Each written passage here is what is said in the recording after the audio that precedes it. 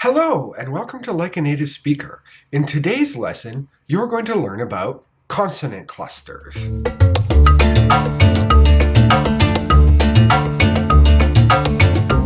So first, I guess I should explain each word in this expression. First, what is a consonant? A consonant is a sound where your tongue or mouth stops or slows down the air in some way. Contrast this with vowel sounds where you do not stop or slow down the air at all. And a cluster basically just means a group or two or more things together. So what is a consonant cluster? I think you can figure it out by now.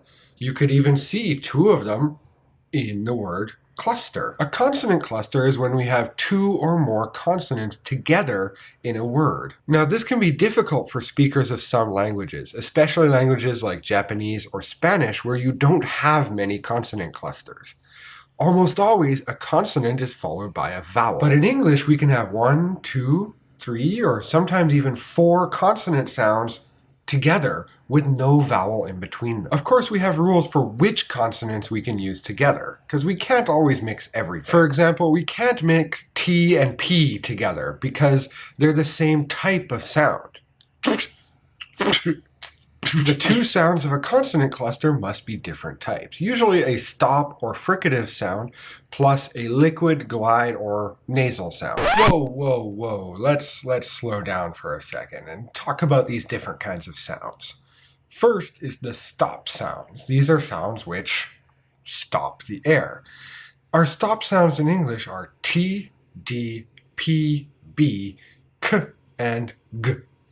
The second group of sounds he mentions are fricatives. Those are sounds where you use your mouth or teeth or lips to slow down the air. For example, f, s, f, v, z, z, sh.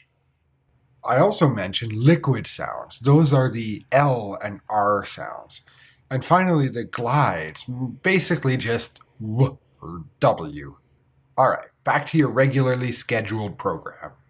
For example, train, or slow, or smooth. Now, if we have 3 consonants together, it's actually easier, because that first consonant must always be S.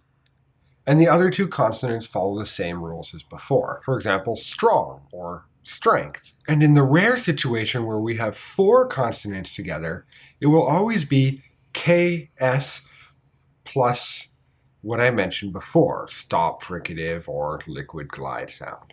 For example, explain or explore. So now to the important part, how do we pronounce these clearly? To pronounce consonant clusters clearly, you can't really think of them as separate sounds. You need to think of them as a cluster, a group that has to be together. In that way, you don't prepare your mouth for each sound individually.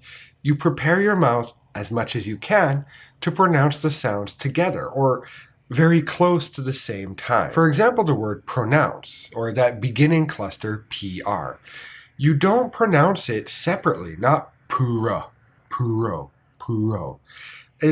You create that vowel sound, and it's not quite correct. You need to prepare your mouth for both sounds together. For example, the P sound, you use your lips, correct? Yeah, p, p.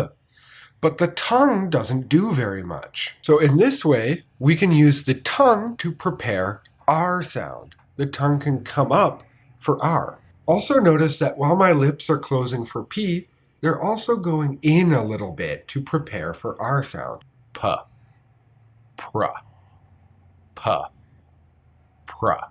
In this way, I'm not pronouncing them as separate sounds. They're actually becoming one new sound. Of course, it's not always possible to pronounce them as one new sound, and in that case, you have to get them as close as possible.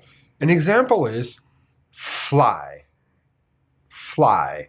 In this case, if you prepared both the sounds at the same time, it wouldn't work. You can't do it. So in this situation, you just have to be ready to move that tongue into L position as quickly as possible. Fly, fly. It almost darts out. Fly. So to review, English can have 2 or 3 or even 4 consonants together with no vowels separating them. And To make these sounds most clearly, you need to try to prepare them in your mouth at the same time, or as quickly as possible. Are there any consonant clusters that are very difficult for you? If so, put them in the comments, and maybe I can make a video focusing on specific consonant clusters that are really hard.